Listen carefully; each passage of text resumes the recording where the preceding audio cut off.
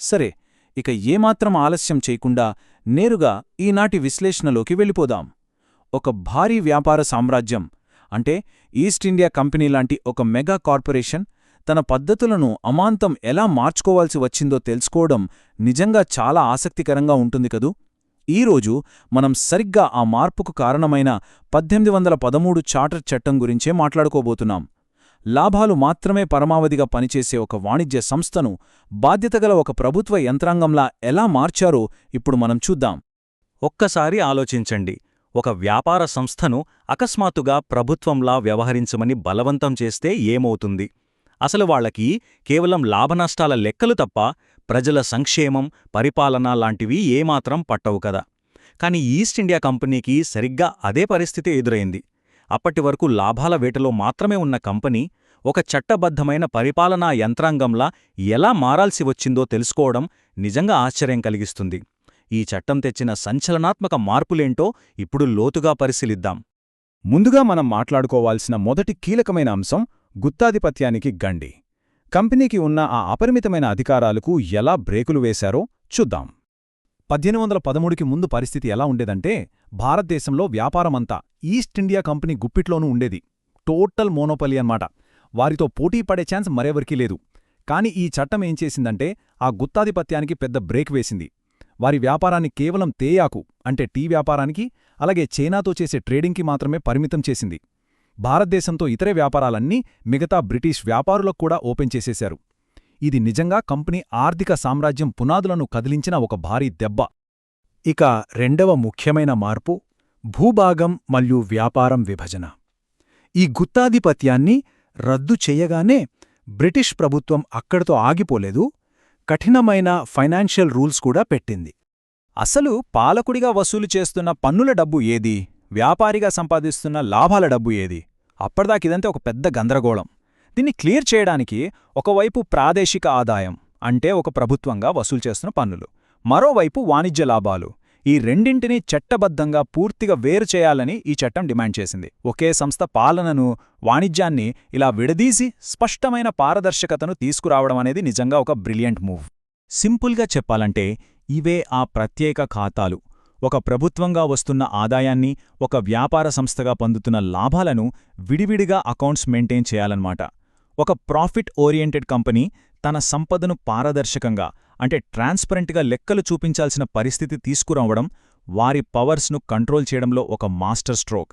కేవలం డబ్బు సంపాదించడమే కాదు, దానికి సరైన లెక్క కూడా చూపించాల్సిన చారిత్రక అవసరం వాళ్ళకి ఏర్పడింది.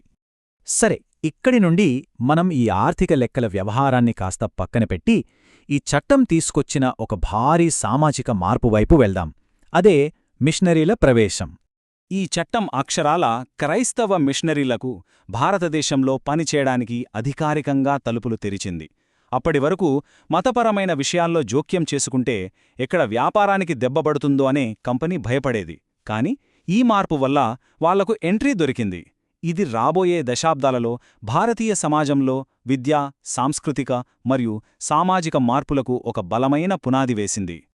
ఇప్పుడు మనం ఈ విశ్లేషణలోనే అత్యంత కీలకమైన మరియు మనం ముఖ్యంగా ఫోకస్ చేయాల్సిన విభాగానికి వచ్చాం. అదే విద్యాశాసనం. ఈ చట్టంలో దాగి ఉన్న ఒక సంచలనాత్మకమైన మార్పు ఇది. 1,00,000 రూపాయలు.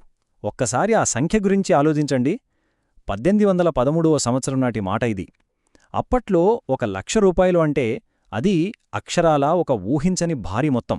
కేవలం పెట్టుబడి పెట్టి మన వనరులను వాడుకుని లాభాల మాత్రమే జేబులో వేసుకోవాలనుకునే ఒక గుత్తాధిపత్య వ్యాపార సంస్థను ప్రతి ఏటా ఏకంగా 1,00,000 రూపాయలు ఖర్చు చేయాలని చట్టం ద్వారా డిమాండ్ చేయడం నిజంగా అప్పట్లో ఇది ఒక మైండ్ బ్లోయింగ్ షాక్.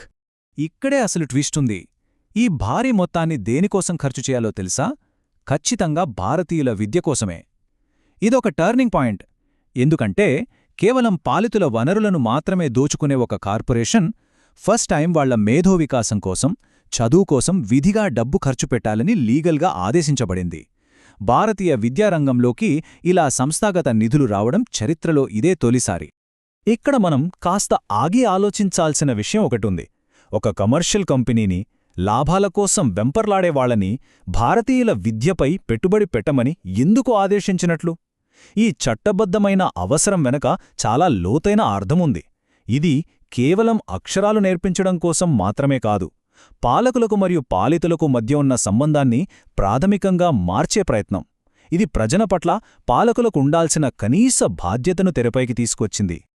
కాబట్టి ఇక్కడ మనం ముఖ్యంగా గమనించాల్సిన 3 విషయాలున్నాయి. 1. మన దగ్గర తీసుకున్న సంపదలో కొంత భాగం మనకోసమే మళ్లించబడింది. 2. వలస పాలనలో మొట్టమొదటిసారిగా సంస్థాగత విద్యానిధుల స్థాపన జరిగింది. ఒక సిస్టమాటిక్ ఎడ్యుకేషన్ ఫండింగ్ మొదలైంది. 3. కేవలం భౌతిక వనరులను వాడుకోవడమే కాకుండా పాలితుల మేధో వికాసంపై ఫోకస్ చేయడం ప్రారంభించారు. విద్యా సంస్కరణల చరిత్రలో ఈ అడుగు ఎంత కీలకమైనదో కదా. ఇక చివరిగా ఈ ప్రశ్నతో ఈనాటి మన విశ్లేషణను ముగిద్దాం. తాను ఎవరి ద్వారానైతే లాభాలు పొందుతోందో ఆ ప్రజల విద్య కోసం ఒక భారీ కార్పొరేషన్ను ఆర్థికంగా బాధ్యుల్ను చెయ్యడం వల్ల చరిత్రలో ఎలాంటి వారసత్వం ఏర్పడింది. నేటి కాలంలో మనం మాట్లాడుకునే కార్పొరేట్ సోషల్ రెస్పాన్సిబిలిటీ లాంటి వాటికి బహుశా మూలాలు ఇక్కడే ఉన్నాయేమో. ఒక వ్యాపార సంస్థ ₹1,00,000 విద్యానిధితో మొదలుపెట్టిన ఆ చిన్న అడుగు రాబోయే కాలంలో భారతదేశ విద్యా వ్యవస్థ రూపురేఖలనే ఎలా మార్చేసిందో ఒక్కసారి ఆలోచించండి. కార్పొరేట్ హిస్టరీ గురించి మరింత తెలుసుకోవాలనే ఆసక్తిని ఈనాటి విశ్లేషణ మీలో పెంచిందని ఆశిస్తూ మరో ఆసక్తికరమైన అంశంతో మళ్ళీ కలుద్దాం.